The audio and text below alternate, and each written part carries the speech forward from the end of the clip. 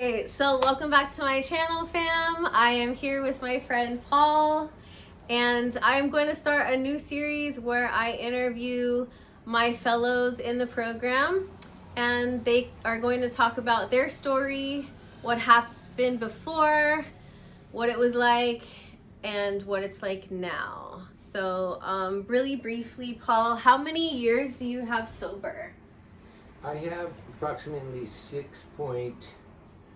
maybe no fries, but probably 6.7 or 8, because next year, the 15th of June, will be 7. So I'm just working on my 7th year slowly, Right. one day at a time. Okay, cool. Mhm. All right, so yeah, let's just get into you. Okay, first of all, I'll just let everybody know that thank you, Jen, my wife, for taking me in for my MRI, which is part of the story, okay, yesterday, for my leg, my calf, my hip, my shoulder, and anyway, I'm going to find out pretty soon what that's all about, you know what I'm saying? But obviously, if I didn't drink and do drugs, I probably would still have a regular body, right? But anyway, so it starts off like, I came from California originally, was born in 1962, San Gabriel, California. And so, my big brother George was 10 years older than me. My sister Linda was 9 years older than me. And my sister Lori was 5 years older than me. So I was the baby. And the other ones came out normal, but I came out hyperactive. So Mama said, I'm not having no more. They were going to have a whole bunch. But so they did real good. They grew me up real well. They gave me the medications when I needed them in second grade? Yeah. Which ran all the way to like 13.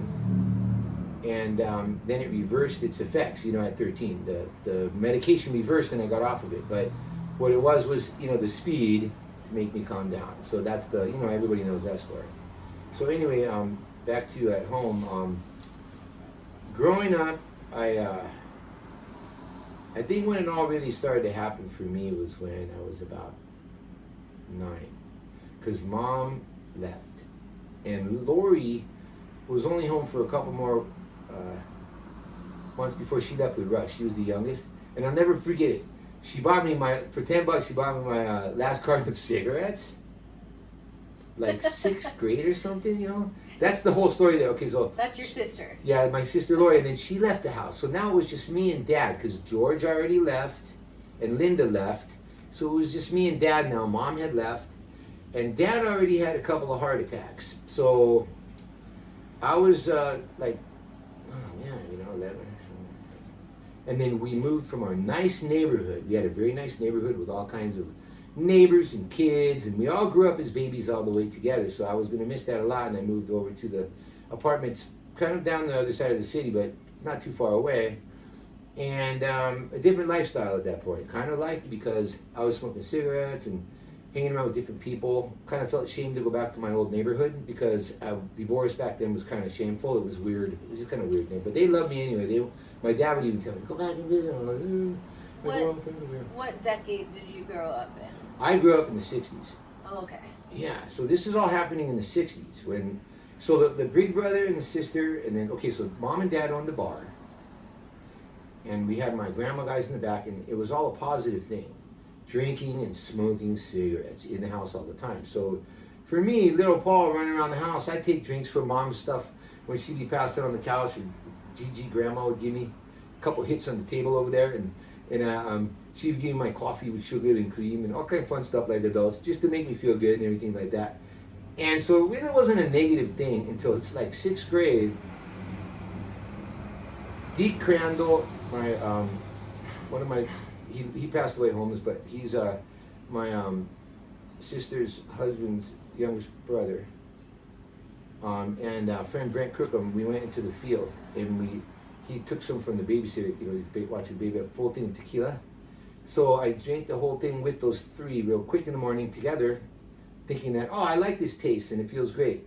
I got so drunk that I walked out and I fell into a cactus, and the neighborhood all saw me, and it just so happens that the whole family was having a gigantic Romanian picnic at the house with Oh my gosh, everybody. And here comes Paul walking down the street with his three friends, and he's laying in the cactus across the street. And they called me over. I guess they didn't get too drunk because they drink all the time, young kids. I was just new. So my brother threw me over his shoulder and took me into the room, and they let me throw up and everything on the bed and wake up the next morning. That was the first drunk. Okay, now I'm at school and I felt shame, and so at that point, right at that 9-year-old level, Mom had left. She had just left, and I know the feeling of that feeling. You know what I mean? It really knocked me out cold. And I was with Dad now that would sleep all the time. He would sleep and eat, drinking, and still eating after his second heart attack. So it was kind of rough. And I ended up hanging with my friends, smoking cigarettes, drinking. And I'd say about when we moved to the other side of town right there, when me and Dad were just there by ourselves now, George had already moved to Hawaii. Okay, he ran away from parole, about 21 years old or something. Your brother. Yeah, he left, man. He split. Didn't let us know for 2 years. We found out later, and then we slowly visited him, and still nobody knew until his statute of limitations was gone. So during that time I was with Dad, before he died, it was great. I mean, George and me would connect, and he'd send me weed and stuff. It was all fucking great. But anyway, we had fun in the apartments, and I had a real cool friend, Rick and Robin Spencer, and their daughter.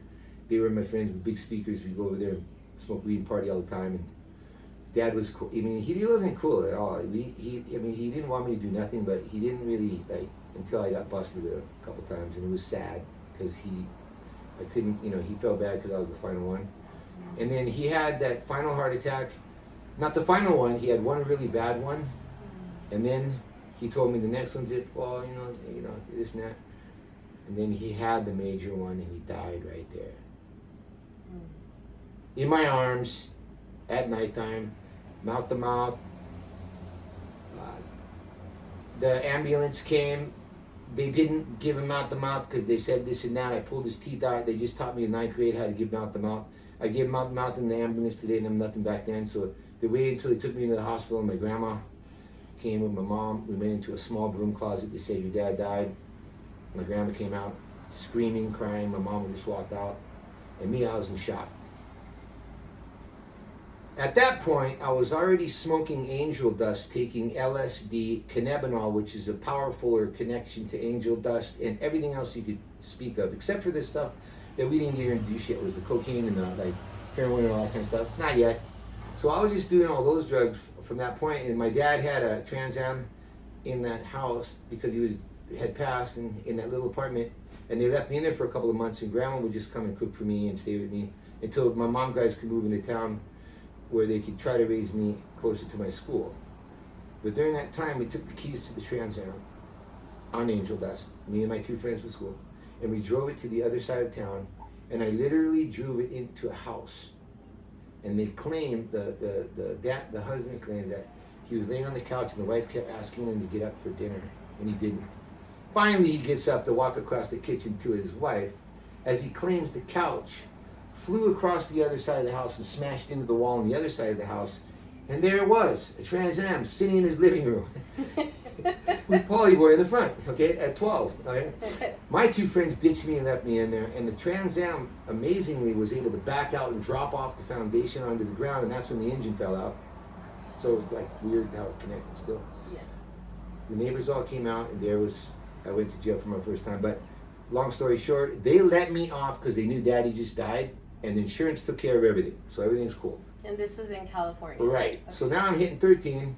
By then, my mom took me in. 9th grade, I barely scratched through it, and then when 10th grade hit, Mama had me in a new place down the street. I could go to my San Gabriel High School. The angel dust and the drugs and the fake notes had me flunk the entire 10th grade. Mom looked at me and said 2 things, Paul. Either it's a military school or your brother George is going to have to take you to Hawaii. We'll call him up and find out. So George said, yeah.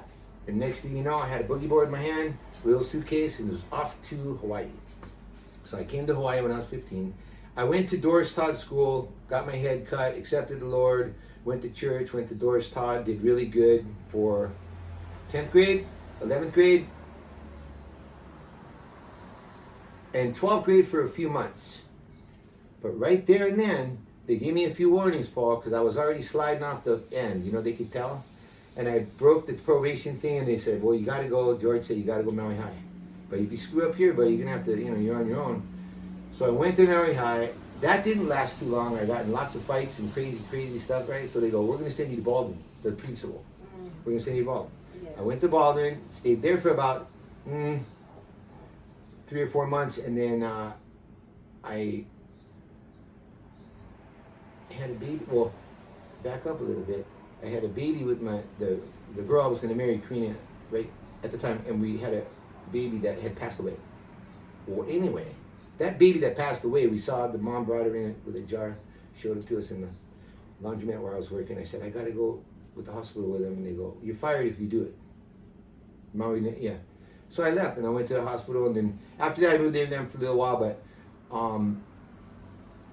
I had no, oh wait, then me and her got a major car accident with my little Maverick, but me and her in it, pitching lunchtime, cruise out, and smashed the car into pieces.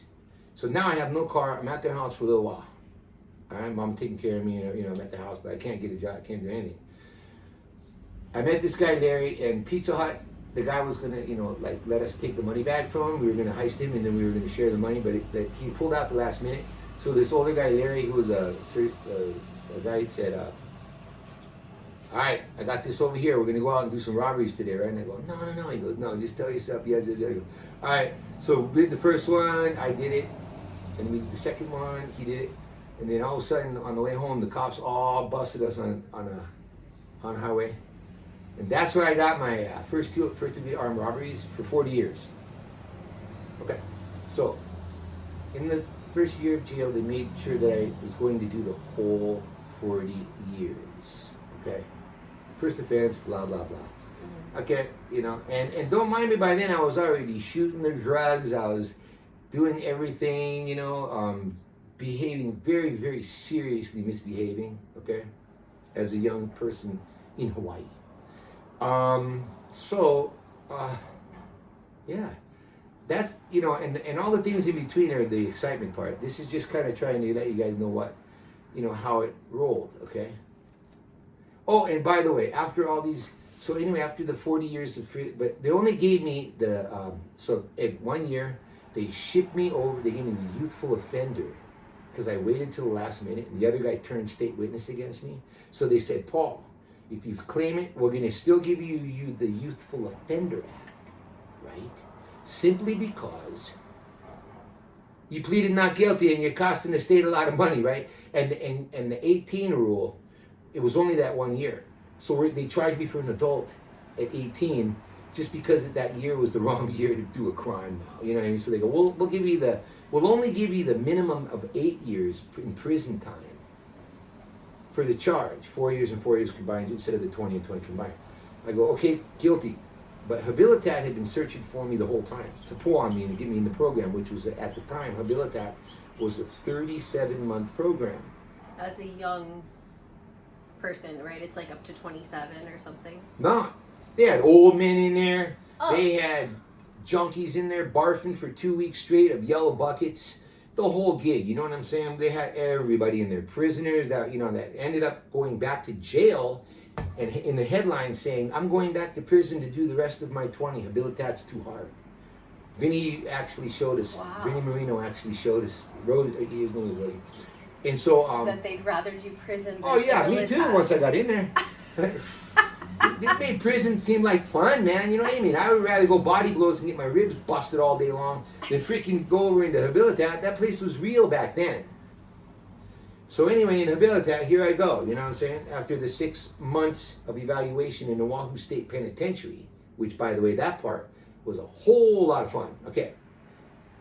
However, I stood my ground. I did good as the only one 18-year-old white guy in a freaking 90 Hawaiian cell. All right? And then they threw me into dorm 5, which was the most nastiest dorm on earth, which means that there was 80 people, there was 80 knives in there confiscated. Yeah, blood on the wall, everything. You know what I mean? Oh, you guys are going over there after the riot. So they shipped our, holding unit into dorm 5, and we got dorm 5. But it was all good. It was okay. Very surreal. going from there to the main yard. Okay, that was a whole trip. Like, what? Is this really happening? So all the fun stuff in between was just absolutely incredible. I love it. You know, I mean, I look back at that and I'm like, Lord, that's very, very cool. So now here I am in that, and then Habilitat finally takes me in, and I go to Habilitat, and I go in there and I do the whole program. Okay, 37 months, and I graduated. Funny thing is, in there you get a trap, which means a girlfriend and a younger brother too. So watch this. So I have a younger brother and I have a trap, but now I'm leaving and I'm going back to Maui. So Vinny says, where's after 37 months? Where's Paul Rudin? Here's how they graduate you. This is how they graduate you, okay? Where's Paul Rudin? Stand up, okay? And then they make you think you're going to go back to treatment again. But, you know, this and that, you piece of junk, la la la la la la la la la. Watch this. Okay? You've graduated. Now you can go back to Maui or Hawaii or wherever you come from. Big Island, I don't care. And go pick pineapples. Oh! Where's, Kathy? Stand up. You got it that fast. You got a trap with Chris. So my girl, after 2 years in there, is going with Chris instantaneously. Everybody claps. Oh, and one more thing, Vinny says. The program now is 25 months. So right there, I'm like, wow, Vinny, man, this is a really cool thing. And I realized at that point, that's what Habilitat's all about. They got me my driver's license. They taught me masonry trade. They taught me discipline, the best work ethics on earth. They taught me how to be a man. They taught me how to be humble and take critique from people. They taught me what real best friends really are and truthful. Okay? They taught me what an amnesty is, where you really cop your shit and get all the gut-wrenching garbage out of your soul in front of everybody raw. Get your head shaved, sit on a stool, and have everybody scream at you for 45 minutes and there's 180 people. Scrubbing toilets in the morning for a 6 to 12 contract from early in the morning all the way till nighttime with a toothbrush on tile. And then you have to ask somebody humbly to talk to you, and then when you're done talking to you, they write something up on you, and if your write-up isn't perfectly true, you get screamed at in front of everybody in what they call the haircut over here. So your life was disciplined to different levels, okay, in that Habilitat program, which I honor, and I take the concepts with me, and I take what they've taught me. They even made you go to AA at the end. They made you go to AA for 1 year in that program to graduate. Get a license, buy a car, sell a car. Oh, God, everything in the world before you leave. You have to do a whole universe before you split. And I did it. And by the time I graduated and got my license and all that driving again, all my SR21s and SR22s and everything that the worst thing you could ever have were cleared already. And I was okay to just be a person again and come out. And I did. My big brother George took me in. I went to his house, used all my masonry skills to upgrade his whole entire house, man, inside the house while I worked for him and saved for a house. Farmers Home Loan was giving land away in '83 up in Makawao for $70,000. You can get a full half acre with a brand new custom 2-bedroom cottage. And for $90,000 in Makawao in the 80s, you can get a 3-bedroom house built custom on a half acre for $90,000. Yeah. By the way, my brother's house right now is $1.9 million, the same one that he had built for $90,000 when he took me in, and and the masonry is still looking good that I did. Cool, yeah. Wow. It turns out that my friend Adam just so happened to have his wife that lives in it. And I went over there and I got to see all our signatures with my brother's name on it, little sidewalks and all the fun stuff like that. So it's really ironic how all this stuff pulls together in the end of the day, you know? And in the meanwhile, stepping forward here, okay? So I'm doing better and, you know, I get married. I finally get my, that's when early before prison, I was already shooting coke. So that was before jail. That was a long time ago. We're going to go all the way back there where I was like 17 years old. And my friend introduced me to it. And when I had felt that, I go, this is not this is better. No, this is not right. This is just not right. This feels too fucking good. and then I never stopped. So it was over. That's when I went to prison after that shortly because the spiral, yeah. I was never the same after that. Coming out of Habilitat now, you know, I after George helped me, and I blew that too. I had a nice truck, man. I lifted it, cherried that sucker out. Was doing great with George. Was gonna buy a farmer's home loan gig. Everything was rocking, and I got a job with him, and he left me at the Conopoli hillside for a while, and I took over as the foreman, and I was just supposed to send him his portion, but I made good with the main person, and they were giving me like money that. And then I would just give George's portion, and that which ruined our relationship after that for a couple of years. And I was getting $4,000 a week or $1,800. Anything I would write and make fictitiously give me mine on the site and then his there. And that made me wipe out my truck. I ended up wiping out my truck. Okay, so the truck accident was after. So the truck accident, that during that time frame right there, I did good with George, then I started to fail. I was gonna get married to a girl, and then it turns out that she moved to California last second and said, come here if you want and all this, right? And I'm like, oh shoot. That's when I was with George, and that's when I noticed that I started to go to church for the wrong reason. I was lonely, and then I started to go to the bar and just have cokes to meet people because churches weren't giving it to me. I even tried AA a couple times. That wasn't giving it to me. And so I'm going out meeting people. I can't do this anymore, man. I'm too young, man. I'm fucking lonely. So I went to the bar and did that, and then I started to see the old girlfriend around and people around living their lives. And I didn't say shit. I just sat there. And then I went like this. Put some rum in that fucker, right? And that was it. That was, So once I started to do that, I went straight down because after I started to do the rum and then the coke again, the needle came out, and that's when it got really bad. That's when I became doing that all the time. And so that's after George. George had to finally tell me, you got to go, Paul. After when he found out I was taking the money from the company, embezzling in a sense, he told you're gone on your own now. So I went downhill for a while, and then I finally got my own apartment. Finally, when I got that apartment, it was party time, because that accident I got into and the movies. So the commercials from Richard Snyder, that guy that used to give me all that money on the site, his wife was a acting agent, and he used to see me up at the bar, partners with his wife. She said, you gotta try commercials. So they started trying to give me a Dr. Pepper commercial, all this kind of stuff. And somewhere somebody else heard of it and said, Paul, we want you. We saw your resume. We want you, one of the 7 chosen to go to Honolulu to do War and Remembrance. I go, oh my God, what's going on? Well, I already had wiped out my truck and smashed my nose with 40 stitches in my nose and a coma and everything, but my truck, the good one, that was like this. And so this wicked cat lady took me in up country, and I couldn't go nowhere. I was stuck in haiku, okay? I couldn't go nowhere. I'm helping you. It's like misery. Clean my house. Yeah, just like that. I was stuck in there. So I stayed there until I finally was able to get away because this Bob guy took me in, and he took me in. And then I found out about the movie thing, and my nose was healing, right? And so I got a car again, and I started to recoup living with Bob. There was still some drug and weird stuff going with Bob. I was like, yeah. But finally, I got my apartment. I got off the drugs, everything. George was still like that with me, right? Because, it doesn't take time for that shit to happen. But I met a boss named Phil, and I have my little apartment complex now. I had a suitcase full of paint tools, because I was a painter, I became a painter. And then what happened is that Phil, took me in, and I became with Phil now in my apartment. And now I was going to sing for Phil's band, ooh, rock and roll, and go to the bars and hobbing and popping and with Tony and all my friends and softball.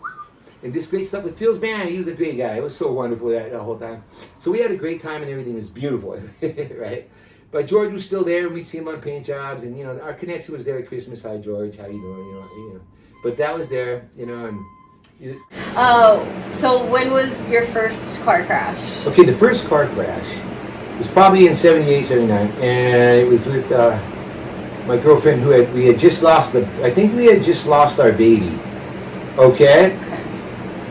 Over here, in Kahului. So now we're in high school. We ditched, oops, sorry mom, we ditched the class, and then we're probably heading back to class, going back to school, And we turned, before Hana Highway, you would make a left onto the road that goes to the airport. And then it was just one way. Everything was just one street. One of the street coming down, there'd be cars going by fast, turning left to where you'd be going towards Minute Stop, when you're coming from Hana Highway into Kalui. And the first, there used to just be the first light there. That was the only light there was there, and you turned left. But on the other way, there was a split section where they'd have to veer into the other one lane, going to Hana, or leaving Kahului, right there at the corner where Marcos is and all that. Yeah, there was nothing there. All there was a road that went straight through. Yeah. And a road that you can pass to get into the lane with. That's all, Well, that road, people would be going more fast. So when we turned in, I took a Quaalude, and we had lost our baby, and now we're in Zeroville. But I had a car. Me and her both ran this way, and the car smashed us so hard that she flew across the window this way, and I caught her going out of the window this way as it pushed us 50 feet up the road, wiped out my Maverick into small pieces. Thank God me and her were okay. But back then it was different, we all just both went home. Nobody went to the doctors or nothing. No. They grabbed the car and took it to a scrapyard, and the mom guys came pick us up and took us back to our house, because that's where I was staying now. Now I had no car. A baby who had just passed away that wiped us out because we had the big wedding coming up, and we had all that stuff coming up, and down to zip. And this is after high school. Yeah. Okay. Well, still in high school. She was in high school, and I had kind of failed out. Baldwin, I wasn't working out no more. Remember, Bald wasn't working out no more. I didn't have a car. I couldn't go. That's when I met the Larry guy, and we did the Pizza Hut. We're gonna take the money bag gig with the son of the owner, but he bailed out at the last minute. So this Marine guy I met that had a car and a fake gun that looked real, big 6-shooter pellet gun, said, nah, we're not, we were planning on doing this, buddy. We're going to go do a couple right now. And I'm like, no. He goes, yeah, because I was younger, and, I'm like, all right, let's go, So we did the first one over here at the Wailuka parking lot over here, where a guy came out with a money bag. We thought, all right, money bag. It was just money bags on your mind now. At this point, we wanted a money bag, right? The old man comes out of the money bag, gets in his car. I get out. I hold him up. Shows me there's no money in the money bag, okay? Give me what's in your wallet. I'm like this, like this. This is a stick up. The old man looks at me and goes, I got $45. I go, give me it. I took the money and go, And then I left. We left. The next day, the other guy, we went to the first Hawaiian down at the other Kahului, the one that used to be over there, across from Burger King. And he did it this time. Somebody got our license plate number, and we're leaving now. We're racing up country to go get drugs with our $100, right? And in this little white car. And as we're going up country, right, I look in the rearview mirror and I go, hey Larry, there's a cop about 10 cars back. Hey Larry, there's a cop. He just went in and out. Now it's only about 3 cars back. Larry, the cop is right behind us and he's racing up towards us with the lights on. Should I throw the gun out the window? He goes, no. Stick that gun underneath the seat. I go, oh, okay, whatever. I stuck it underneath, and sure enough, we got pulled over. And that was it. I'll never forget. I had to call my girl, man. I just got 40 years. Because the prosecutor, right? I didn't plead guilty. Remember now, I didn't plead guilty. I didn't do nothing, you guys. That wasn't me, and that wasn't a gun. Blah, blah, blah, blah, blah, blah. Larry went out and he told, so that was where we separated in jail. That was it, Maui jail. I hated him, he hated me, but I was cool. I had my credit right there. Chino Rat, he's a good young boy. We got him down. This guy is a rat, so that saved me there in that respect. You know what I mean? Yeah. I stayed there and didn't do nothing for almost a whole year. But Michael Tadahisi, who's one of the most powerful lawyers on the island now, was only a public defender. And at that time, I got blessed with him, and he said, he got the guy with the silver tongue. And this dude went in there for me, man, and he batted for my butt. All the way for Habilitat to come in and help me, and had them guys come down and check me out. But he told me, Paul, you still got the 40. I'm trying to get you 8 to get them to waive your 18 years old. No, to give you 18 years old instead of adult at that year, and that you'll be okay, Yeah. If you plead guilty. You'll get 8, then they're going to ship you over to Oahu. That's the best I could do, and I can't even promise you that. Okay, I'll do it. So I pleaded guilty finally. He had already went to Oahu, and they didn't even put him in prison. They put him in a halfway house immediately. Very. Yeah.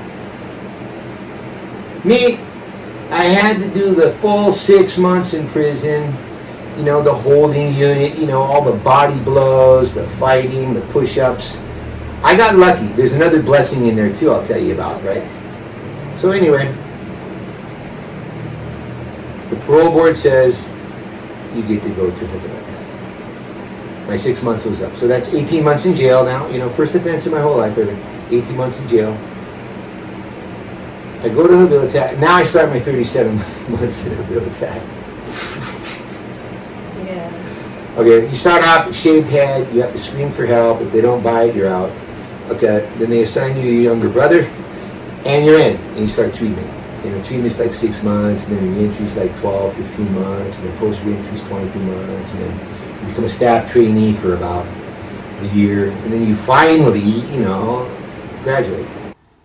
Will Polyboy choose a life of sobriety instead of car wrecking and jail burden? Stay tuned for the next episode.